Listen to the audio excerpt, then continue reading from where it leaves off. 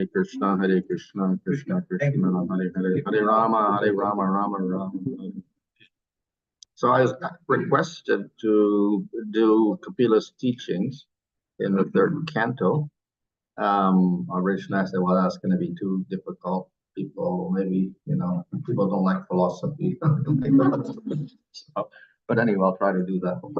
Maybe I actually did a summary of Canto 3, so maybe we just go over that and see where Kapila's teachings are within that Canto 3. So Canto 3 has many topics in it, and the first 12 chapters actually deal with one of the major subject matters of the Bhagavatam. Let's explain the Bhagavatam, and major Puranas will have 10 topics. The first of which is called Sarga, and the second is Visarga, and the third is called Sthana. So Sarga deals with the primary creation, that is how Mahavishnu glances over Prakriti and creates all the elements.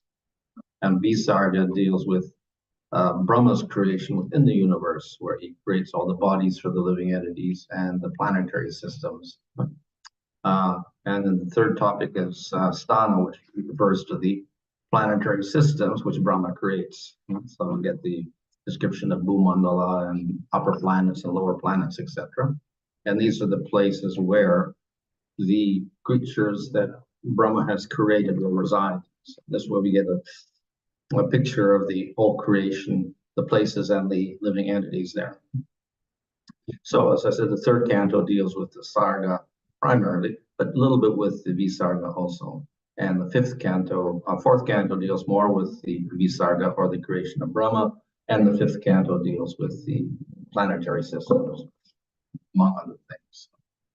Of course, all the cantos deal with all the topics, but these are the, let's say, major topics of Canto 3 is the Sarga, one of the major things, which covers the first 12 chapters. Srila Prabhupada, in the very beginning of his teachings, often talks about Mahavishnu, Garbhadaksha Vishnu, Kshirodaksha Vishnu. If you look at the introduction to the Krishna book, the little introduction, he talks about all these Vishnu forms, which may sound a little bit complicated for people that don't know anything, but it's also presented many times in the Bhagavatam, and it's kind of central to our explanation of theology and creation, etc. So it's covered many times actually in the Bhagavatam itself, but more details given in the third canto. So this is the creation of Mahavishnu, where he glances over Prakriti, and then things begin that way. I'm not going to go over this in detail, but this is a little diagram to see what's happening. So Mahavishnu was actually a form of Paramatma, the first form, and there's three forms: Paramatma, Mahavishnu, Garbhadaksha Vishnu, Kshirodaksha Vishnu. Usually we think of Kshirodaksha Vishnu as the Paramatma, but actually all three are termed Paramatma by Jiva Goswami in Paramatma Sandarbha. And the reason for that is they're all involved in creation and maintenance of the material world. Whereas Bhagavan forms got nothing to do with the material world. They're simply playing around in the spiritual world, the pastimes there. So the form of the Lord who interacts with the material world is called Paramatma. And then he has these three forms of Kanadaksha Vishnu, Garbhadaksha Vishnu, and Kshirodaksha Vishnu. Yeah? So they're like instruments of Bhagavan to interact with the creation itself, carry out the creation and witness it and whatever. So we have the form of Paramatma Mahavishnu instigating Kala, or time, and other factors like Subhava and Daiva, or karma. And he glances at Prakriti and he sticks the jivas into Prakriti, and that turns into Mahatattva, which is very sattvic. That turns into Sutra, which is Rajasic. Then that turns into Ahankara, which is Tamasic. And then Tamasic divides into three forms: Jnana Shakti, Kriya Shakti, and Adibhuta Shaktis. And then we get all these creation of mind and devatas, buddhi, or intelligence, pranas, and then the senses, knowledge gathering senses, and the action senses, whatever. And from Tamagun we get the tanmatras or sense objects, and the elements getting created, like ether downwards into earth and sound down to smell. So in this way, we get all the ingredients of creation manifested by a glance of Vishnu. So he doesn't directly interact with anything. And this is also represented in the universal form, which is often described starting in the second canto and third canto. There's five or six descriptions of the universal form in which the various organs of the body of the universal form are related to the sense and the sense object and the devata in charge of the sense, the particular sense, as we see in the previous one here. We get devatas on one level, we get the senses, and we get the sense objects and the elements. So all that is represented in the universal form. Again, so this is another way of showing how everything is created with a plan behind it, just as our body has a plan behind it and it works in a certain way. For instance, we have up top, we have the sun, and that's the devata. We got the eye, which is the sense, and we got forms, which is the sense object. So there's interaction, and through the eye and the sun and the forms, we are able to see. But all these are actually elements of creation. They're not byproducts as we think in modern science, where you got your eye here and whatever, and doing whatever. Actually, these are elements of creation, according to Sankhya philosophy. And then we have the creations of Brahman, etc. So that's 1 through 12. And then we get 13 to 19 chapters, the story of Varaha, lifting the Bhumandal out of the Garbadak Ocean. And then we get the story of Kapila. That's the second half of this the last third of, say, of the third canto. 20 to 33 chapters are dedicated to Kapila and his teachings. So from chapters 20 to 24, we get the story of Devahuti and Kardamamuni, and then how Kapila is born. So that's basically the story, no philosophical content at all. And then after that, Kapila begins to speak to Devahuti, and then we get a whole amount of teachings out of this, for the rest of the canto. So there are very important chapters. 25 is very important because it covers bhakti, and that's quite an interesting chapter. Then we have 26 and 27 and 28, which are all about jnana and liberation and Stanga Yoga, which are not so interesting for us, but they are processes mentioned in the scriptures, so they are also covered. And then 29 again deals with bhakti in the gunas and then pure bhakti. So that's also an important chapter.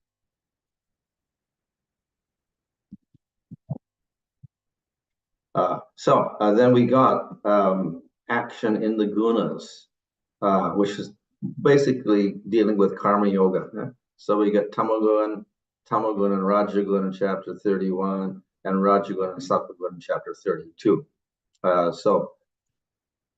Previously we had Jnana discussed, and liberation, and Astanga Yoga, plus Bhakti. And then we get a few chapters, 3 chapters, dealing with the gunas and how to act within Karma Yoga to raise yourself up from Tamagun to Sattvagun. And then the conclusion is a description of Devahuti and her bhakti. It's a nice glorification of devotional service in that. So that's the basic outline of that. So now I'll just go into the interesting chapter here, which is chapter 25, where Kapila teaches Bhakti Yoga.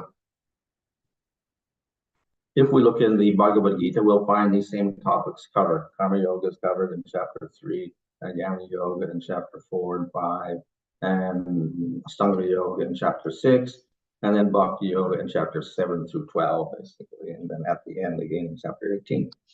So it's not that Kapila is doing something unoriginal. It's also Krishna teaches Arjuna. And if we look in 11th canto of Bhagavatam, we'll find that Krishna teaches Uddhava, and he'll also teach Karma Yoga, Jnana Yoga, Astanga Yoga, and Bhakti Yoga. So Krishna himself explains all of this. So Kapila, of course, is also an incarnation of the Lord, so he covers all these topics as well.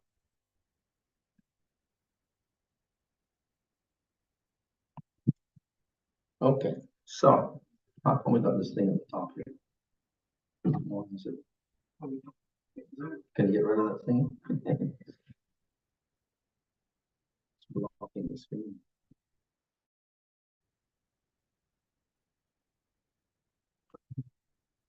Okay, so we saw in that outline that there's also a discussion of jnana and liberation, etc. So traditionally in Indian Vedic scriptures, liberation is considered to be the goal, as we know, artha, dharma, kama, moksha. So the scriptures also glorify liberation as the ultimate goal.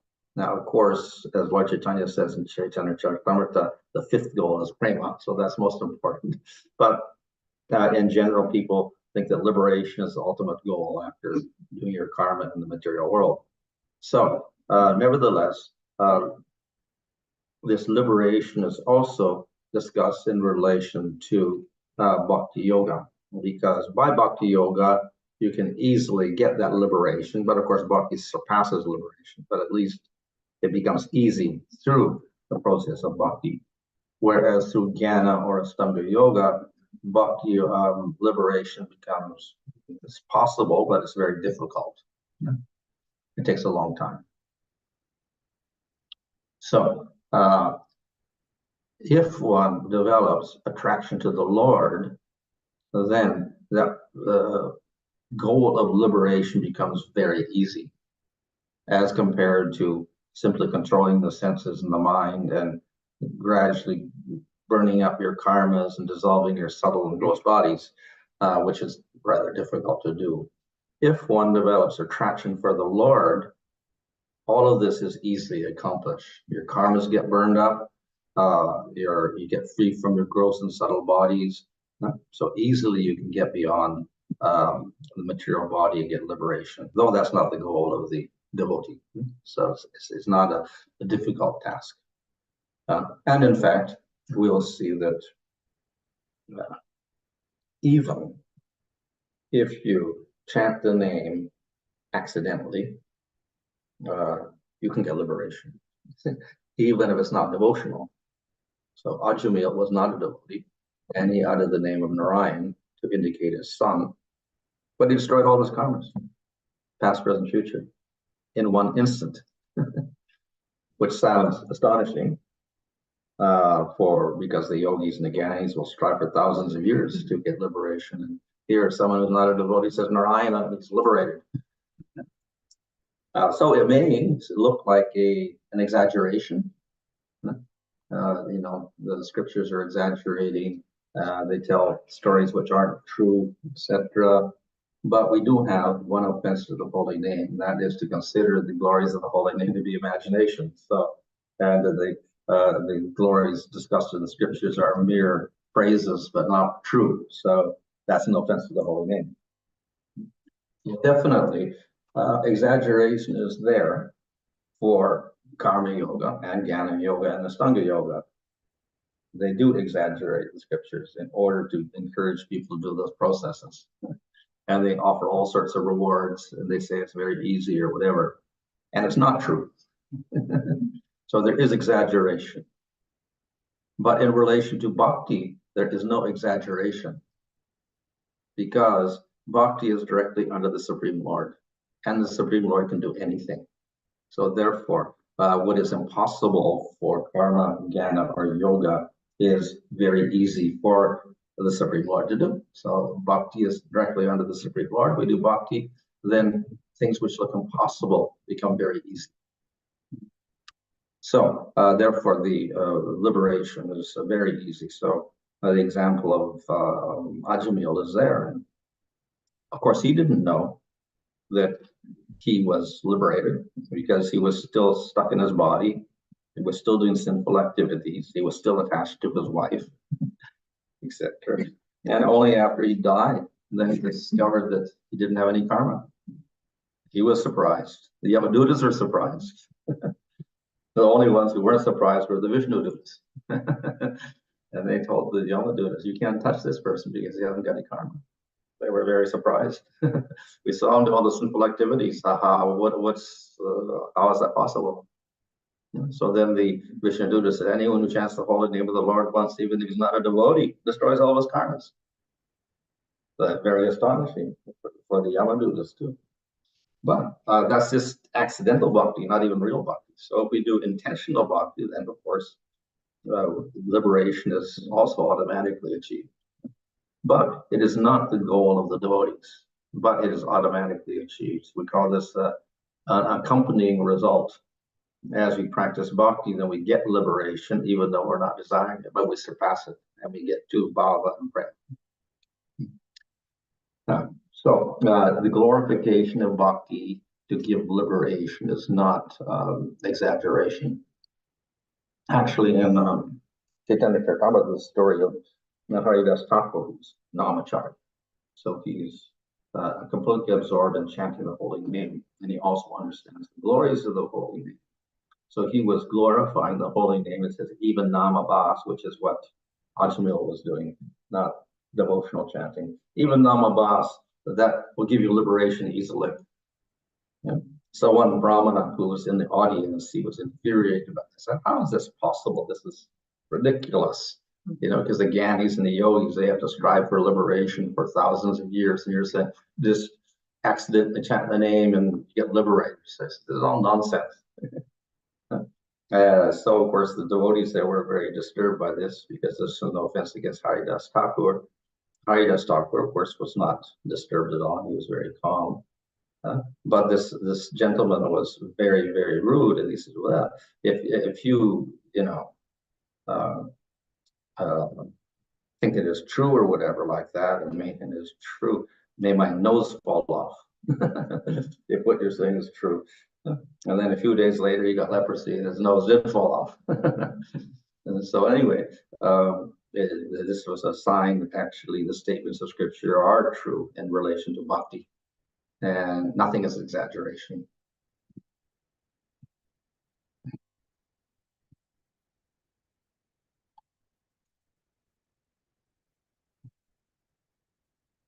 So how does this work? How does bhakti destroy the bondage of karmas, etc., and produce liberation?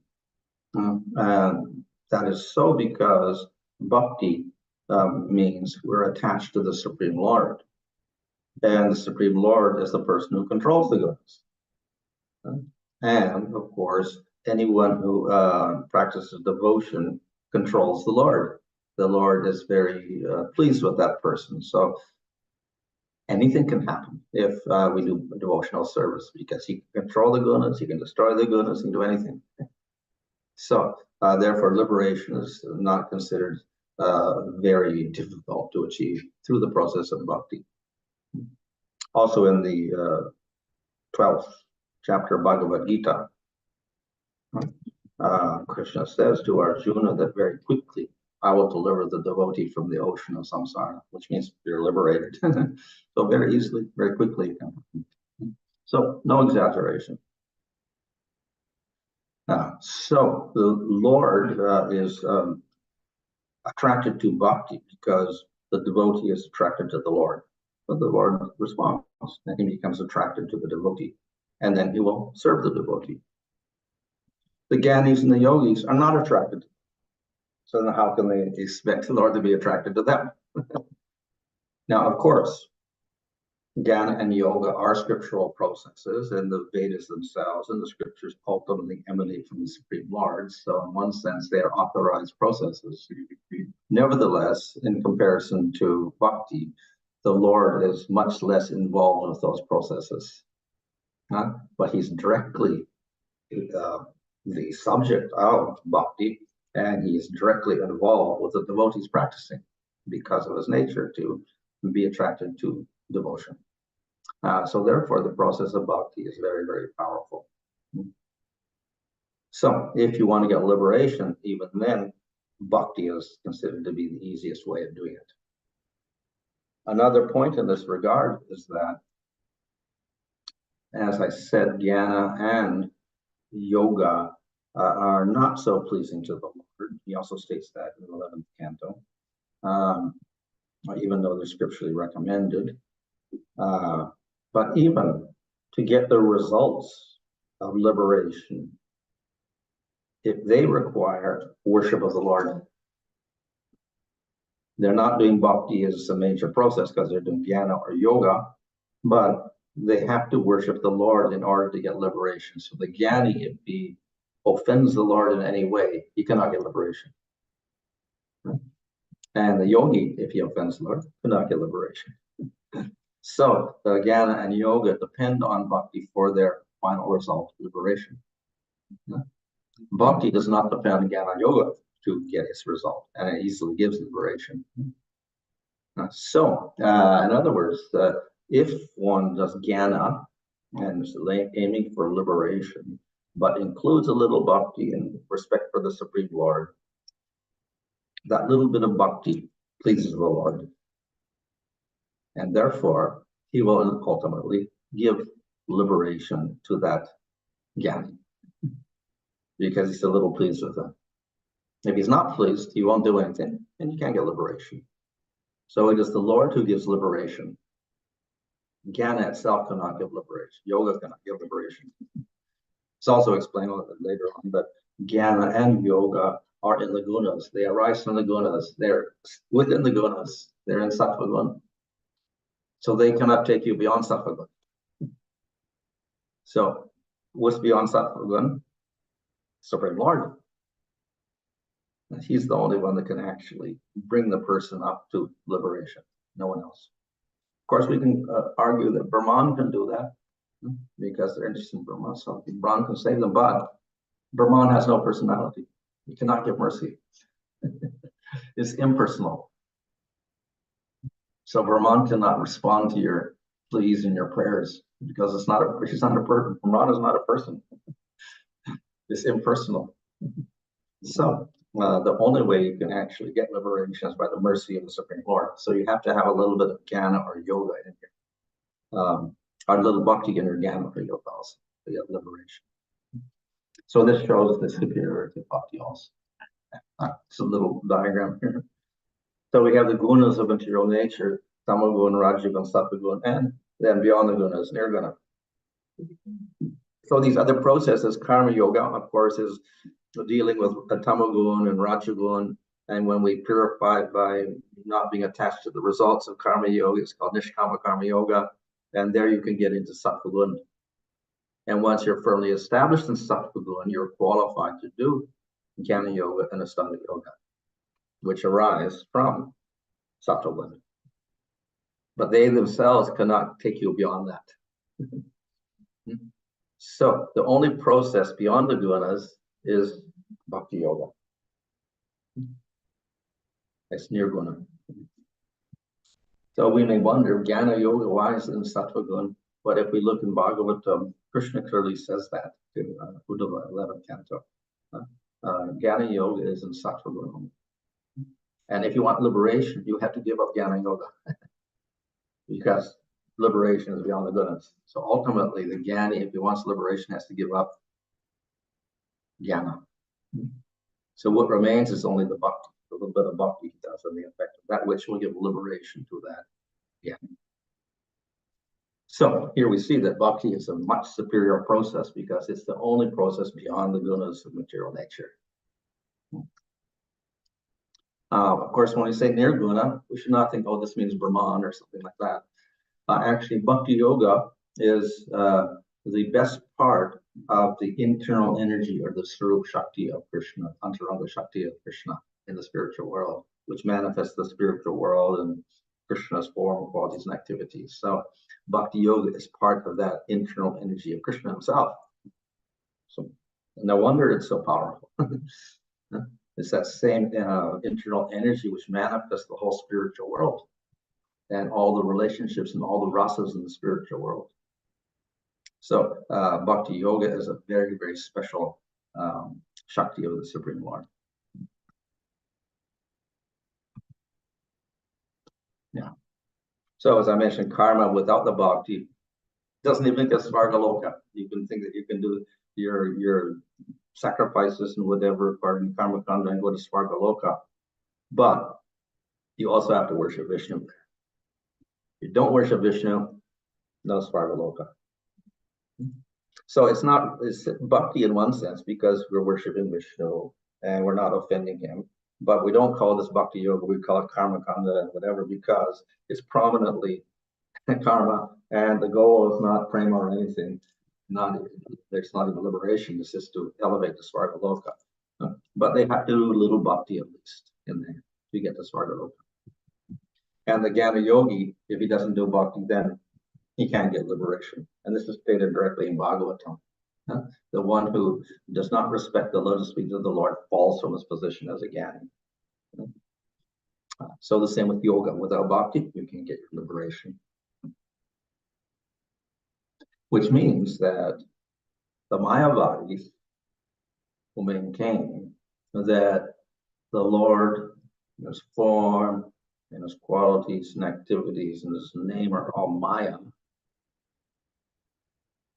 They actually offend the Lord. So therefore, they can't get liberation. They talk about liberation, but they can't get liberation because they offend the Lord. So the real Jnani is very careful not to offend the Lord and to worship him, and he's the one who can get liberation.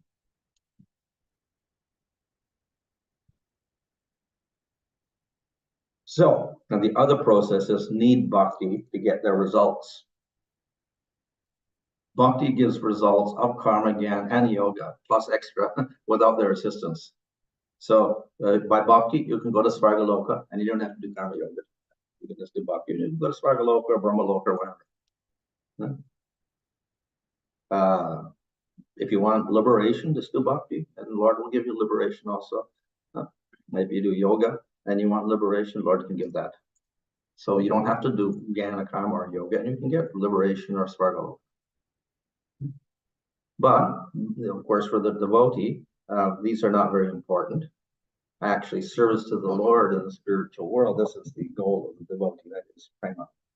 Yeah, so these are like secondary things which the devotee usually avoids. Yeah. So this is the goal of the devotee.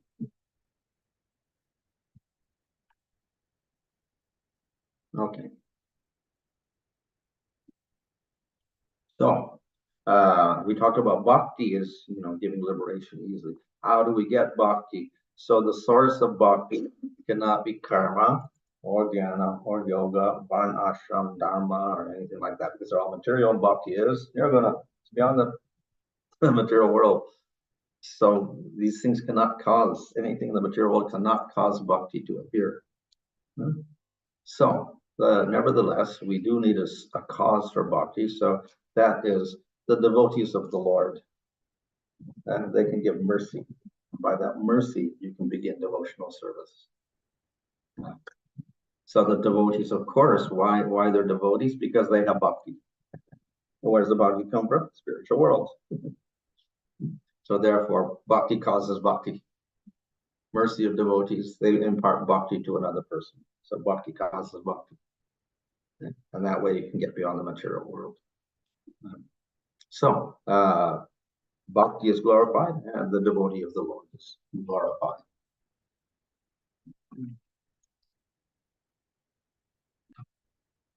So this chapter also, chapter 25, also begins to glorify the devotee by describing all of his wonderful qualities. A very famous verse talks about the different qualities. Devotees are tolerant, merciful, friendly to all beings, without enemies, gentle, straightforward, respectful to other devotees.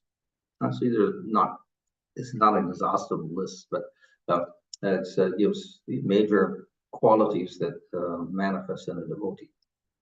But we should not think that you can just cultivate these qualities independently, as people in the gunas may do, in dharma, etc.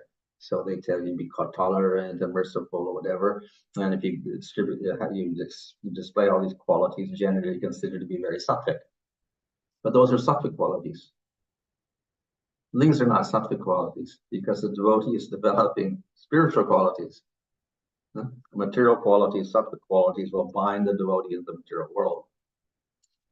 So in Nectar Devotion, first chapter is described that And the second quality, unique quality of bhakti is that bhakti, even in sadhana bhakti, manifests all wonderful qualities in the devotee. So these are not material qualities, these are spiritual qualities. So Krishna has mercy, Krishna has tolerance, Krishna is friendly, Krishna is gentle, Krishna is straightforward.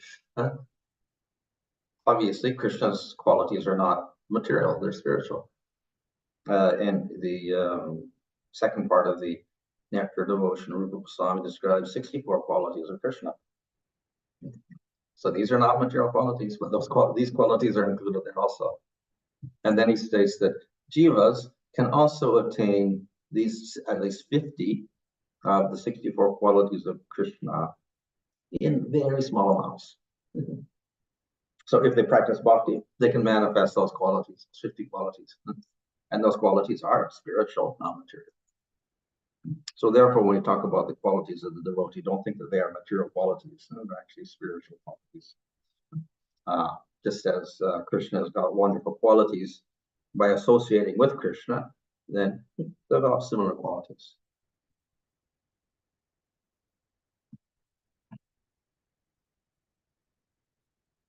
So many qualities are mentioned here in this particular place. Also, of course, in Bhagavad Gita, we have a list of qualities. Other places also in Bhagavatam, qualities are mentioned. So many qualities are there, and they're all spiritual qualities. But the main quality is that devotion and surrender to the Lord. That's the main quality of the devotee. And all the others qualities will follow that. If you have all the wonderful qualities, what looks like it's those qualities at least, but you don't have devotion, that's useless because they're probably material qualities. We'll find people, many people do have wonderful qualities. But if they don't have any devotion, all those qualities also are simply in the gunas. They're material qualities. So the main quality is that bhakti or surrender to the Supreme Lord. And through that, the devotee manifests spiritual qualities, not material qualities.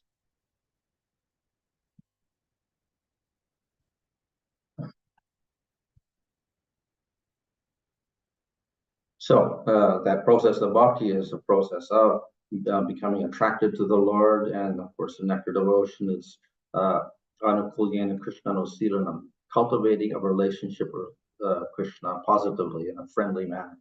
And that's bhakti. And then no other desires except the desire to please Krishna. In sadhana particularly, we depend upon doing activities to increase that bhakti. So our anusilanam, or cultivation of bhakti, is largely engagement of the senses. So we have many different types of activities we can do. Among them, of course, is hearing and chanting. These are the major processes. So in this chapter, Kapila Dev also emphasizes this. This is a very famous verse about hearing. So the devotees of the Lord, they hear these topics of the Lord, which are nectar for the ear, medicine for the ear.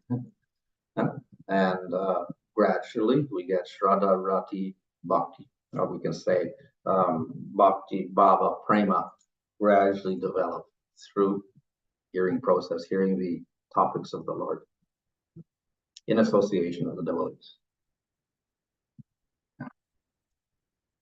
From association with the best devotees, topics of my glorious pastimes become directly realized, bringing the devotee to Nishta. Then the topics become an elixir for the heart and ears at the stage of Ruchi.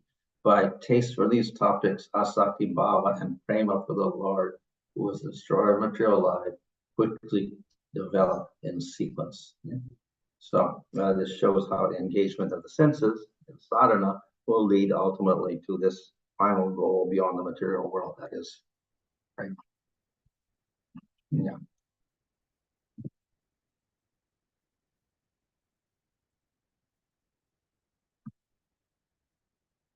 Yeah. So as I mentioned, bhakti produces liberation, but liberation is a secondary result, which is not even the aspiration of a devotee, because they usually think liberation is useless and it's dangerous, whatever, because you can't serve the Lord in that state, so they try to avoid it. But very quickly, bhakti destroys the subtle body, just as the digestive fire consumes food. Process of bhakti automatically destroys it, but that's not the goal of bhakti. Yeah, okay, there's the food. We just ate. We hope our digestive fire is going to digest everything.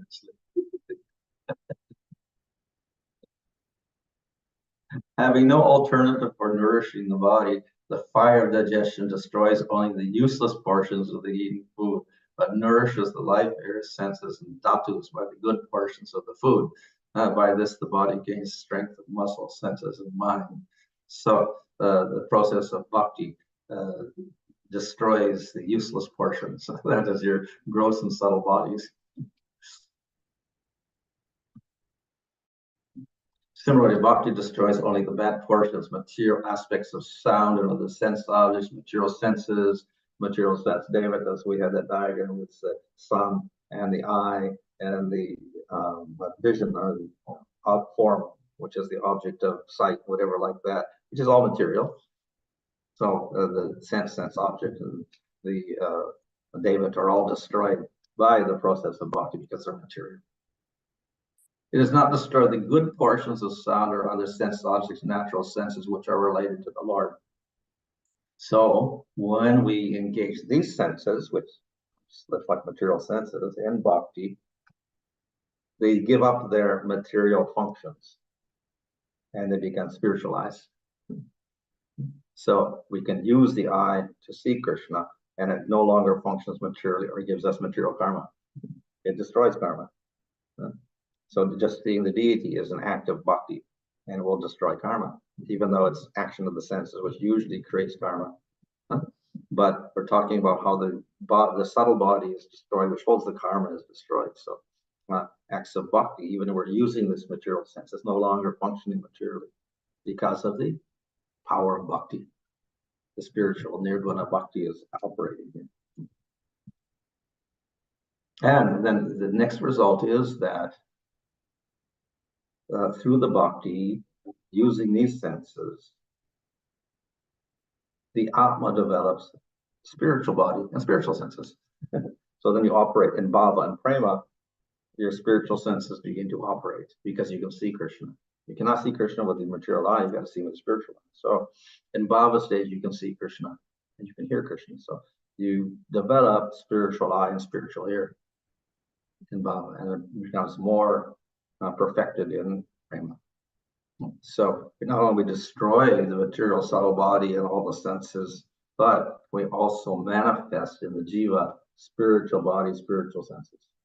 So you can perceive the Lord and serve the Lord in the spiritual. So in that way, a bhakti, the liberation is a secondary effect. That is destroying all the material things. But the positive one is you develop your spiritual senses, spiritual body. So by these senses and sense object, the spiritual body, the devotee appears. Therefore, when the scriptures talk about destruction of body and sense, they refer to the material aspects of the subtle body, not talking about the spiritual things. Spiritual things are manifested through the process of bhakti. Oops. What happened to our bodies? Okay. These are our material bodies, the gross body and the subtle body. So subtle body is subtle, but it's also material. So the strange thing is when you die, material body is left behind. The subtle body, which is material, remains. And that goes with the soul into a new material body. So that subtle body is almost eternal because it goes into birth after birth. But it's bad because it's holding all your karma and all your desires and all your impressions. So this is what pushes you into another body. And it's also material.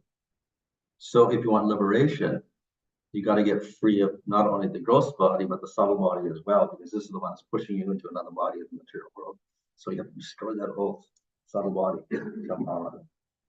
That is very difficult to do And that is why the Gyanis and the yogis have to spend so much time trying to destroy that. Very difficult. But through the process of bhakti, this happens like digesting your food.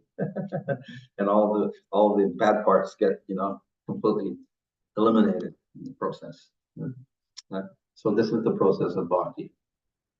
Okay. And of course, and ultimately we got our soul there, and the soul begins to develop its own senses spiritually, and there's no impediment for that. Yeah. Okay. So, as I was saying, this liberation is like an automatic byproduct of doing bhakti. With a person's endeavor, the fire of digestion digests the food. The person does not know how the food gets digested. So we simply eat, and we're not concerned about if the acid is dissolving all the things in your stomach or whatever, it's turning around, and how it's getting absorbed. We don't even know, but it just happens like that.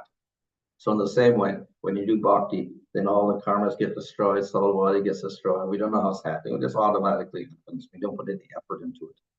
Bhakti liberates the devotee who daily performs hearing and chanting and experiences as sweet taste without striving for liberation at all.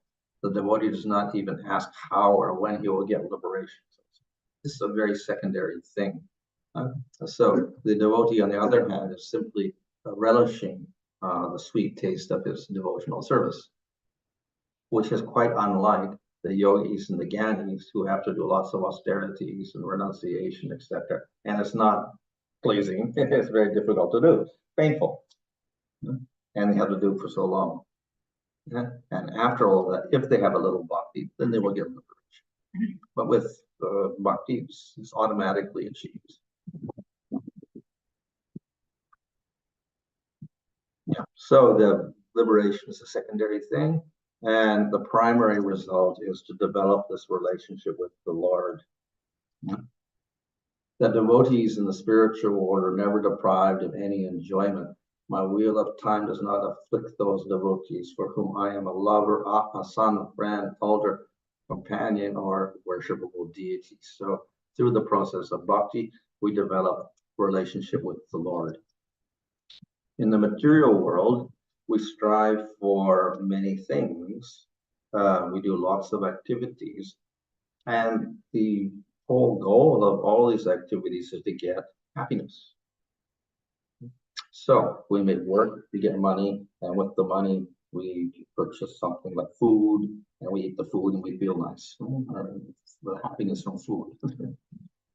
Or we work hard and we buy a house, so we get happiness from our house. So we work hard and we buy a car and feel happy with our car.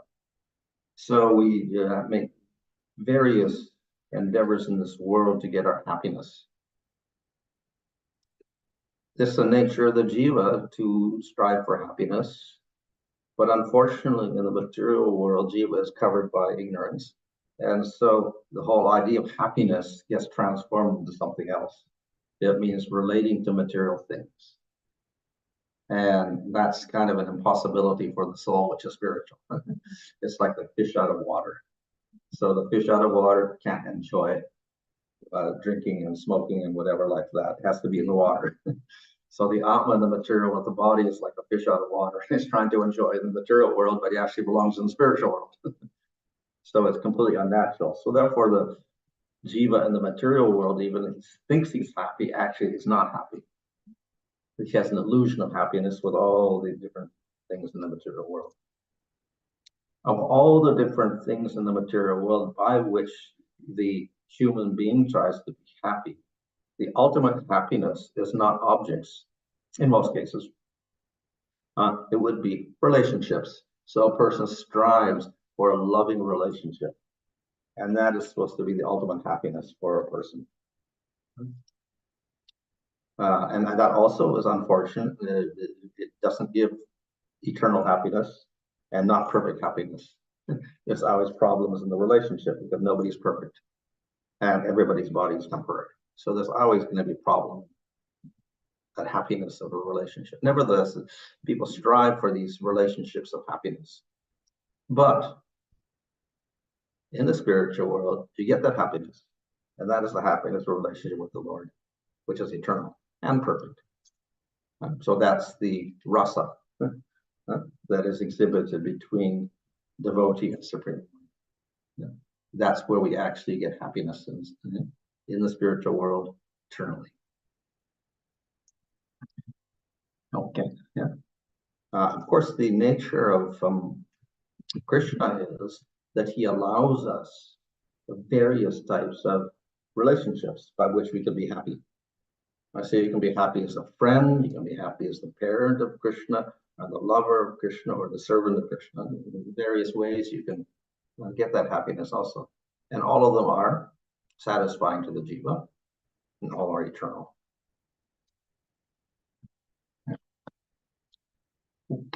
Now we get to mixed spot. Any question there? No. When you've been discussing this liberation, Yeah. I was wondering if you could define liberation. Yeah. Considering our name is that the jiva is eternally the servant of the Lord. Yeah. And so that liberation, permanent liberation, other than being united with the Of course, yes. We're all Nitya Krishna Das, eternally the servant of Krishna. That's a constitution of the jiva. The jivas are considered to be amsas, which means they're dependent on the Lord. So whether you're aware of it or not, or you're willingly or not, you're always a servant of the Lord in that sense. In the spiritual world, people are voluntarily the servant with knowledge. We're voluntarily accepting Krishna as our object of love and service, etc. In the material world, we're not. We're in ignorance. And ignorance means we're rejecting Krishna as the object of enjoyment. And we make ourselves the center of enjoyment out of our foolishness and ignorance. Then still, we're the eternal servant of the Lord in any case. We don't know it, and we're trying to do something opposite, but the jiva himself is ultimately dependent on the Supreme Lord, so he is eternally amsa of the Lord, dependent on the Lord in that sense, but he's not aware of it, and he's not a willing servant. He's ultimately is dependent on the Lord in that sense. If the jiva goes for liberation, he gives up the ignorance, and then he can give up the gross body and the subtle body, and the Atma is free. But when he gets that freedom, then he enters into what we call the Brahman region, which is like the effulgence of the Supreme Lord, where it's the Supreme Lord in his most general aspect, like the light of the sun or something like that. So the jiva is sitting there like a particle of a photon in one ray of the sun or something like that. Basically, that's what he's doing in that state. He never loses his position as a jiva, and he's still the servant of the Lord, just as the jiva in ignorance in the material world is also the servant of the Lord. But and of course, he's a step above that because it's no longer got the ignorance of being, the covering of a body and thinking he is, material body, ahankara, etc. is missing. But he also doesn't recognize the personal form of the Lord. Yeah. So, therefore, he's stuck in that state of not serving the Lord, but being liberated from his gross and subtle bodies. So he's stuck, but he's still a jiva. And then we can say he's still eternally the servant of the Lord, but he's stuck in a position of not recognizing form of the Lord, Bhagavan, either Krishna or Vishnu. But he's beyond the ignorance of, identifying with material bodies. So he's an intermediate state. So is that eternal? It can be eternal, but as we say, the jiva can also fall from the position. So that is explained by Vishwanath says that the jivas who are jivan muktas, they strive for jnana and they get liberation and they still have a body, but they're liberated. Those are the ones that fall. They fall from that position. And then they come back again and get another material body. Those who are more fortunate, and probably if they also worship the Lord a little, they can get into samadhi and get rid of their bodies completely and they can enter the Brahman, and that can be eternal. And that's the state which is dreaded by the devotees because they get stuck there. They can't do anything else. They can't worship the Lord because there's no Lord. There's only oneness. And but they haven't developed spiritual senses and spiritual body because they don't really do bhakti to any serious degree. So they can't see the Lord in that position. They kind of yeah, because they can't go further. They annihilated their material bodies and their gross and subtle bodies and all their senses, and they haven't developed any spiritual senses, so they can't interact with the Lord. So they're kind of stuck, kind of like a ghost body or something.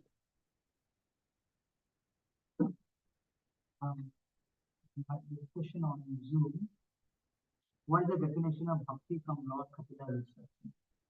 Yeah. Of course, we got more elaborate explanations of bhakti from Rupa Goswami with his basic definition of Anuklina Krishnanasilanam, etc. Abhlashita Shunya. But as I quoted that verse there about hearing, and through hearing, gradually you develop the different stages. So this again is the bhakti is engagement of the senses, like hearing, etc. And through that, directed to the Supreme Lord, hearing the topics of the Lord or seeing the Lord. Then you go through different stages of sadhana bhakti, bhava bhakti, and prem bhakti. But again, it could be mixed or it could be pure. So we'll also explain later that the mixed one does not give the same result as the pure form. And it's only the pure bhakti which will lead to prema. That is at least dasya, sakya, vatsalya, madhurya. And if you have mixed bhakti, you're going to get shanta rati, something like that. Beyond the material world, but not really actively serving the Lord in the spiritual world. You can get sarupya, salopya, etc., but not beyond. And so that's the mixed type of bhakti. Maharaj, we get bhakti from the bhaktas. So why do the devotional service to Krishna and then do the devotional service to bhaktas? No. Yeah. Well, we can't really separate the devotee from the Supreme Lord. So you get the mercy of devotees. So we should just serve the devotees, and then we get the result. But the service to the devotee means that when we're serving the devotee, service also means to follow the instructions of the devotee. So the devotee says, worship Krishna. So therefore we have to worship Krishna. So the devotee is inseparable from Krishna because it's representing Krishna. And he's distributing bhakti, which means service to the Supreme Lord. So we can't separate the devotee from devotional service or worshiping Krishna. So both are necessary. Generally, we cannot approach the Lord directly or even get his mercy directly, except when Krishna appears in the material world, which is not very often. So therefore, we depend on the mercy of the devotees rather than the mercy directly of Krishna. It can happen, but it's very rare. So we depend on developing bhakti through the devotees. So through service to the devotee, we can advance. But then when we do the service, the devotee will, the person will tell us to do things, and that means worship Krishna.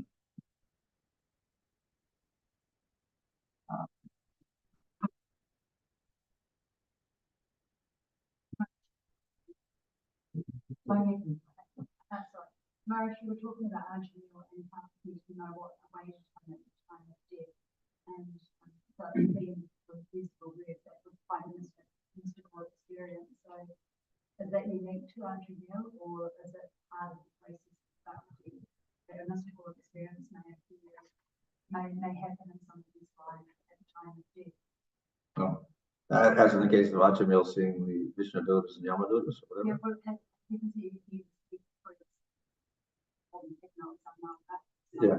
As a four devotees, could it be, would you expect that there may be some special mercy, some mystical experience happen like that for yourself? For other people, that's what. Yeah, or do you have to reach to the highest level? Oh, to get, well, of course, he didn't see the Supreme Lord directly at that point.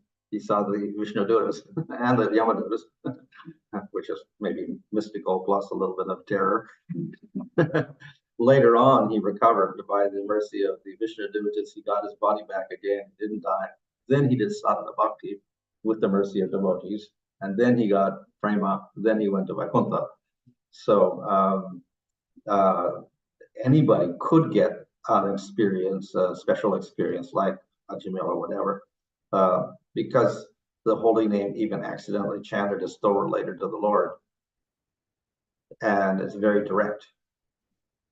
Normally, of course, we prefer, pure bhakti executed consciously, etc., with faith. But even if it is unconscious or accidental bhakti, as in the case of Ajamil, especially chanting the name is very, very powerful to invoke the Lord's mercy somehow or other. So it may take the form of Krishna himself or some other form of the Lord or the servants of the Lord, like the Vishnu Dutas intervening or whatever. It could be anything, but even that has great power behind it. So we could accept some miraculous mystic experience or whatever that for anybody.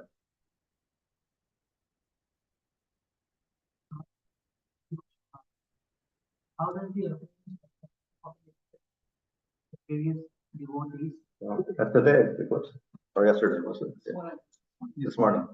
what are the impacts? Generally, of course, it's not discussed in Bhagavatam much, except the fact that at the time of the eclipse, everybody went to Kurukshetra and took a bath and did pious activities, because generally eclipses are considered to be inauspicious. Because the sun is normally shining and then it just completely covered up. Doesn't look very auspicious. So any of the eclipse of the sun or eclipse of the moon are considered to be inauspicious events, and then you don't even want to look at them. You want to hide in your house and then bathe afterwards or chant the holy name. As in the case of when Lord Chaitanya was born, it was also an eclipse, so everybody is in the Ganga chanting the holy name. So it's considered inauspicious for devotees. But we'll also see, like in Hari Bhakti Vilas, it says you can take diksha during an eclipse. It's considered very auspicious. So it seems to be auspicious for certain activities like taking diksha. But of course, we wouldn't do a marriage, I don't think, on an eclipse. That would be considered very, very inauspicious. But some activities, maybe. Many were getting married during the eclipse. Yeah. Where? In America. Oh, really? So they thought it was auspicious. Oh, that was not the Indians. It was Americans. Really? Okay. Another question. Even Gyanis really have bhakti for their faith. How can these Gyanis and yogis have bhakti but no attraction to Vishnu form? And the second part of the question, where do they go back home to Krishna and Vrindavan? With those persons. Yeah.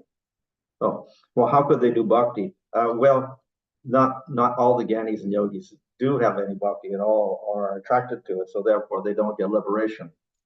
But because the scriptures do mention that you have to worship Vishnu to get liberation, then some will do it. A few, not many.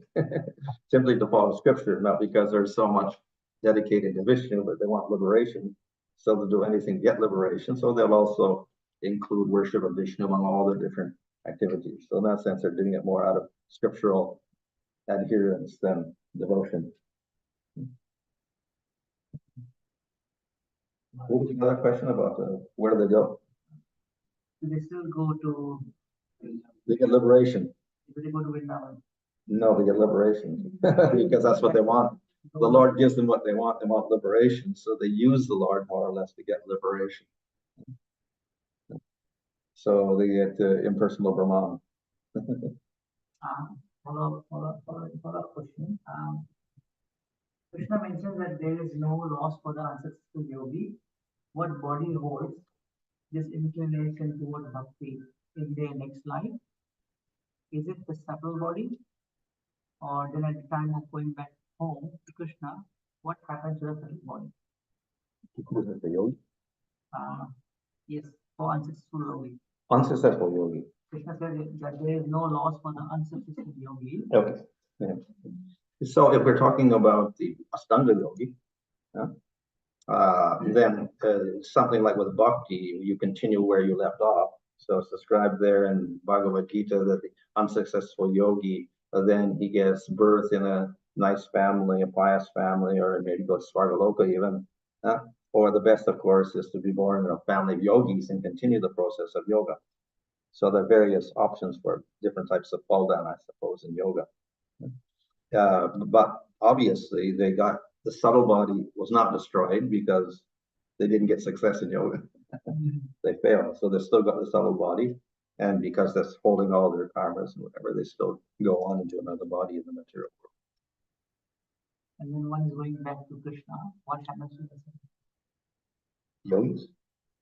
just that's a different. Oh, well, if one does bhakti, or if one does jnana and yoga and is successful, you destroy your subtle body. And then you get liberation. Or in the case of the devotee, they develop the spiritual body. Gross and subtle spiritual body, another spiritual mind, spiritual body, and then they serve Krishna eternally in the spiritual world. But the Gyanis and Yogis, they don't develop that because they don't do so much bhakti, so they don't develop spiritual body. They just is free from matter and is gone, no about those gross body, subtle body, it's merged in Brahma and stay there.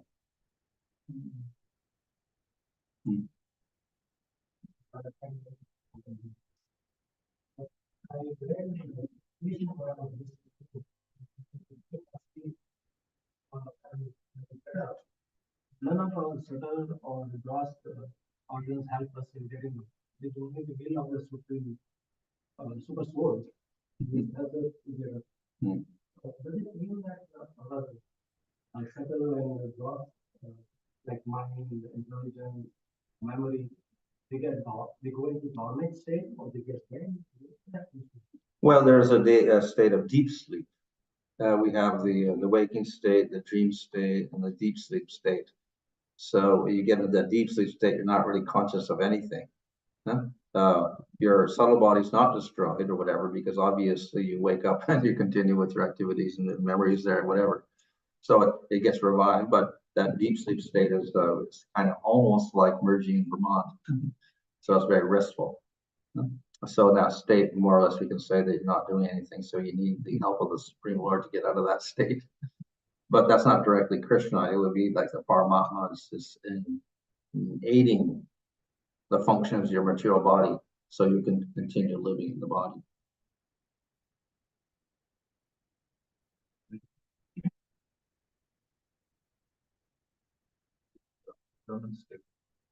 Very rarely we come to hear of. Actually, there was some such. Thank you for that. Maharaj, initially, and Kapil also go into very great detail in terms of the creation, entire creation process, in terms of how all the senses emerge and how the sense objects emerge. And so when we're comparing this to creation stories in other cultures, like for example, Abrahamic cultures, so is there some studies or something done saying that those are like special cases of the creation was described by particular? Well, if we take the general idea of Vishnu glancing over Prakriti and then all the elements manifest and then Brahma takes the things and puts them into shapes of bodies and continents and worlds, etc. That is not contradictory to what the Bible, Old Testament says, which also, I suppose, is the Quran's version as well, because it borrows from the Old Testament. So the Lord looked upon the deep, and then he said, let there be light, and then he separated the land from the water and whatever like that. So again, it's not direct involvement of the Lord, but through his will or everything manifests. So it's kind of similar in that sense. Haven't looked at that in detail in the Bible or whatever, but in the sense that it's not direct. The Lord doesn't get directly involved, but through his will, he manifests or makes things manifest within the material world. We allow me to ask another question. When Krishna says that Master Buddha Bhavarju, what are the expectation of the Lord? Or in other words, what are the symptoms of a person who is in Vishnu? Well, if we're beyond the gunas, two things can happen. You can go beyond the gunas through jnana and yoga, and you get impersonal liberation. Or you can go beyond the gunas by doing bhakti. In other words, we're talking here about the devotee easily attains liberation. Liberation means beyond the gunas, nispragunya. So through the process of bhakti, that can easily be accomplished, but you don't end up in the Brahman, you end up in the spiritual world. So the goal of the devotee is not to be nispragunya or beyond the three gunas so much as to serve the Lord eternally. That's his goal. But being beyond the gunas is the natural result, also secondary result of his bhakti. Like Lord has given in Bhagavad Gita the symptom of a person in goodness and ignorance and passion. So what are the symptoms of a person who is in visual suffering? What we saw here, there was the characteristics of the devotee: tolerant, compassionate, whatever. So that's what happens to a devotee. He's not nirguna with no qualities. That would be Brahman. So he develops devotional qualities like Krishna. Krishna's got so many wonderful qualities. He's beyond the gunas, but he has all wonderful qualities, which are not in the material gunas at all. So the devotee also develops similar types of qualities because he's associating with the Lord.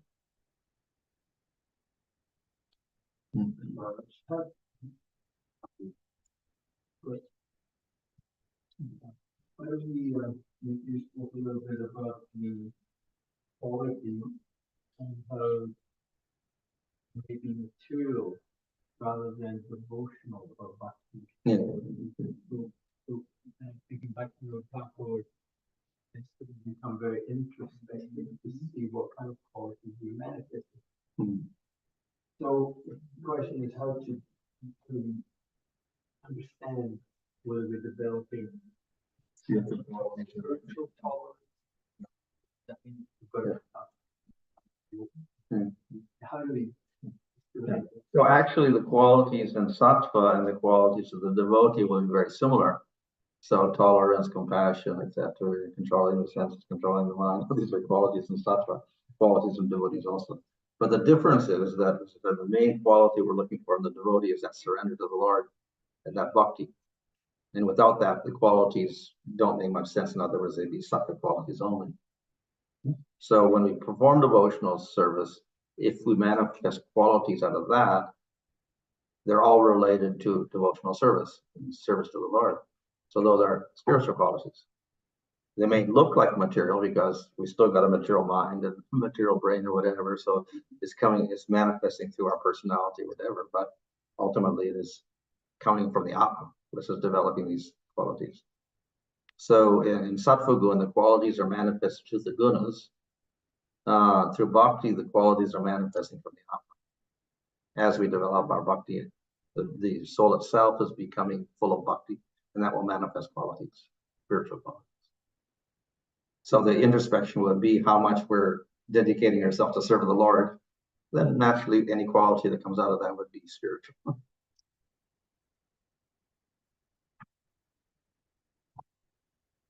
So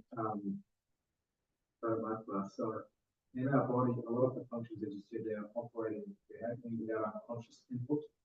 So for example, our cell metabolizes food, so it removes the nutrients, absorbs the bloodstream, various processes shall be take waste and be removed from our body. All this is happening without our actual input. Is that the Paramatma guiding behind? Yeah. Well, in one sense, a Paramatma is the permitter of everything in your body and whatever your mind, etc. So all the operations are going on, but he doesn't have to also get directly involved in that. So the arrangement is, we can say through modern science, they'll discuss how the metabolism is working, how the digestion is working, whatever. So according to your karma, then you got your body set up in a certain way to act efficiently to keep you alive and keep you in good health. But it's ultimately under the permission of the Supreme Lord, because he permits you according to your karma. And if you got bad karma, then all these operations of your body are not going to go on properly. Then you get sick or you have ailments or whatever. So in that sense, it's under the Lord because karma is under the Lord also ultimately. But it's also indirect because even the karma is under the Devata is under him. But ultimately, the final person involved is permission of the Supreme Lord.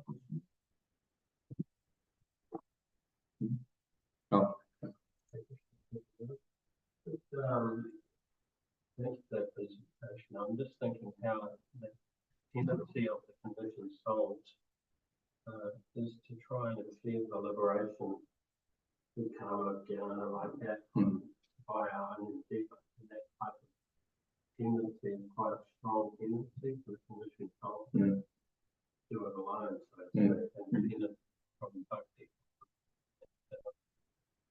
Just thinking how even as devotees, we can come to devotional service or come to the sangha of devotees, but that tendency doesn't die too soon. It's quite persistent. And I was just wondering, like I was saying in your analysis of all these various processes, that with an element of bhakti there, then one can more or less join the dots, and even through jnana we can start to get a bit of an inkling of how. I was just thinking, why so much knowledge you're presenting here, but as soon as there's a favourable thing in the heart, immediately it seems like the book gives that direction as to how to make the whole thing work. Does that make any sense to you? But for the devotee, definitely. Yeah, but directly involved. For everyone. So I guess where I'm coming to is, what would you emphasize for a new person or anyone that's challenged well, we're going to be able to frame this information to our kids and hopefully bring it out at the time of death or whatever. That's all kind of relying on some mercy ultimately. Well, even for the materialist to endeavor in the material world, he does require the inspiration of Paramatma somewhere along the line of people who really try to be independent, ultimately probably going to fail. So people who want to be successful in material, well, they have to take a little inspiration from something up there, even though they don't know what it is, and they rely on that also. So they're not completely, just doing it on their own. When we become a devotee, of course, then it's not that we just give up and say, okay, let Krishna do everything. So the endeavor of the devotee is also there. So the devotee is the gardener who waters the bhakti lata. He's not sitting back and just, looking at the plant grow. He's the gardener, so he has to take care of the garden, pull out the weeds and water it, and put the sunlight there, and all that. So he has to take care of his bhakti also. He has to be responsible. So in that sense, there is endeavor, but it's not just the endeavor. The other part is the mercy. So it's a combination of endeavor and mercy. In the I think Bhakti Siddhanta Saraswati gives the example of a person who's drowning in the well. And there's a well there, he's drowning. So he starts yelling for help. And then someone comes along and they look in the well and they see the person struggling there, asking for help. Well, so then he puts a rope down. Okay. So then there's a choice on the part of the person drowning. He can continue to yell, help, help, help, or he can hold onto the rope and then he can get pulled out. So if he's expecting this to be helped out, it's not going to work. But if he puts the endeavor of holding onto the rope, he can get out. So therefore, that's an example of endeavor is necessary plus the mercy. So the mercy is the rope going down, but you have to hold on to it somehow or other. So there's endeavor on the part of the devotee, and the mercy is also there. So the two factors are there. Following from that, therefore that holding on to the rope, it's almost synonymous with being present in our. Yeah, persistence in our devotional efforts. Yeah. Which means being active, also getting knowledge, because we have to know how to do our bhakti properly, whatever like that, and follow all the instructions of scripture, whatever. So, and if we do that nicely, then we can advance. So, endeavor in terms of action, service, knowledge, etc., is all necessary. The other example was given, I think, of the mercy and endeavor are both necessary, but in Brahma Sutras it is said that of the two, mercy is more stronger. So in spite of our endeavor, the mercy is a greater factor involved. So we always need the mercy. There's a story told there in the Upanishads that there was a man, a student, in the ashram of the guru, who was like a Vedic guru, and he was teaching the Vedas to all of the students. And then they all grew up, they learned their Vedas, and then they went home, because after you learn the Vedas, you go home and get married and whatever. One student did not go home. He stayed with the guru, he didn't get married.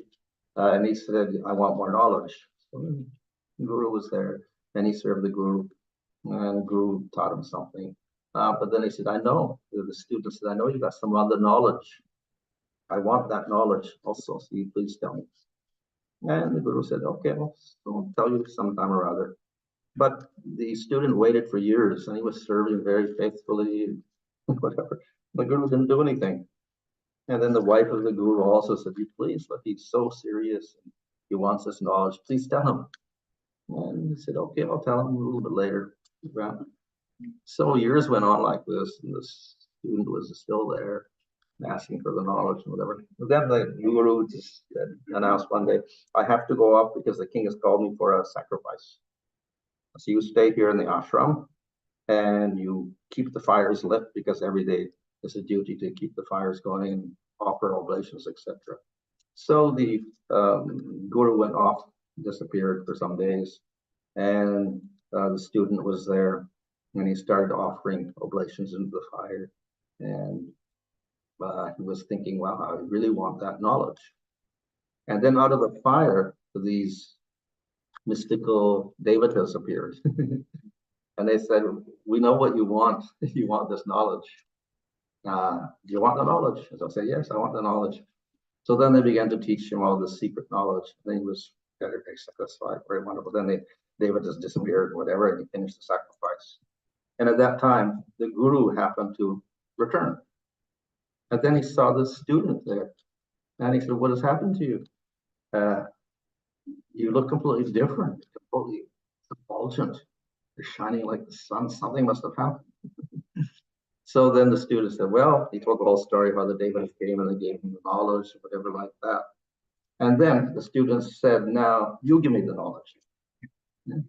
So the message of the story is that that student understood that he should go through the guru and get his mercy. Even if he got the knowledge from somebody else, he should even go back to the guru and get the knowledge from him also. Just as a matter of, getting the mercy properly. So that's a story to show that mercy is more prominent.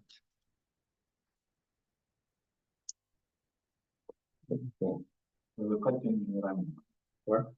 Oh, this one. Okay. Among many offenses, which one should be avoided at all costs?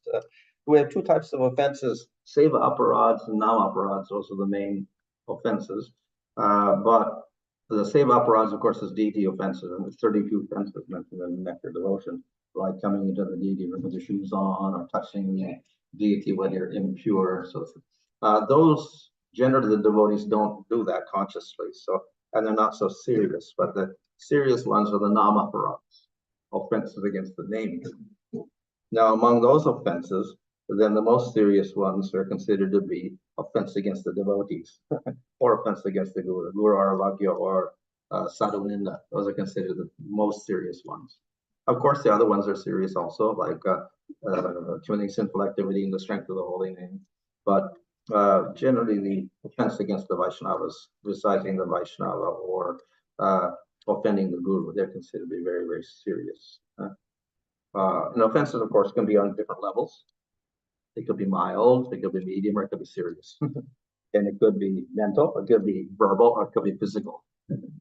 Physical offense, attacking somebody, or whatever. So there's various degrees of intensity. And then also there is accidental, which is not so serious, but does have effect. And then there is intentional, where you do have hatred or envy or enmity involved when you do something against another devotee. So that's more serious. And the result is it can, as we see with the mad elephant offense, it can injure the bhakti slightly if it's only a slight offense, and it can really impair the bhakti and almost destroy the bhakti also if it's very, very serious. The main problem with the aparadh is that because it does injure bhakti. Once the bhakti is injured, you have no taste for bhakti, so you don't do any bhakti. But the only way you can recover is doing bhakti. The only remedy for the offense is to continue chanting the holy name, but you lose the taste for the holy name, so you don't want to chant. So that's the whole problem with offense, that it becomes dangerous because you just lose interest in devotional service.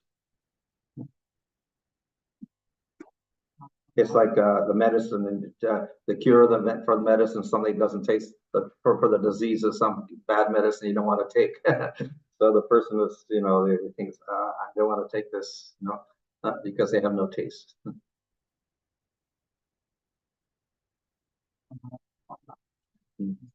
So when the jiva falls from Golok to Jnana, what attracts the jiva to bhakti if it is not the subtle body? What attracts the jiva? What attracts the jiva to bhakti if it's not the subtle body? Oh, well, no, I think the question may be that senses and the mind, subtle body, etc., are intimately connected with the jiva in the material world. It's not they don't function, they function. But bhakti, as I said, is spiritual, from the spiritual world, and its immediate effect is on the soul of the jiva. And so faith will arise in the jiva, not in your mind. Secondarily in the mind, but it has to be in the jiva. That's where the faith has to arise. And that's where your bhakti grows. So we're growing the bhakti lata not in your mind, but it's actually in the jiva itself. The jiva is developing bhakti, and then that transforms your atma to get, spiritual senses and spiritual body. So the faith also arises from, in the atma itself. So obviously, because it's connected with the mind and senses, it will be manifested through the mind and the senses, but actually the origin of faith and bhakti itself and the actions you do is in the soul. It's in the atma. So the subtle body is involved, but it's not the main factor in performing devotional service. Okay, I don't know. Okay. Hare Krishna. We are commissioning the oil for all of you. Maharaj will distribute. Also, I'd like to make one announcement. Thank you so much for inviting us today for the benefit of all of you. In Mayapur, we have made one app which is called Radio. So the body all over the world can 24-hour bhajan, kirtan, and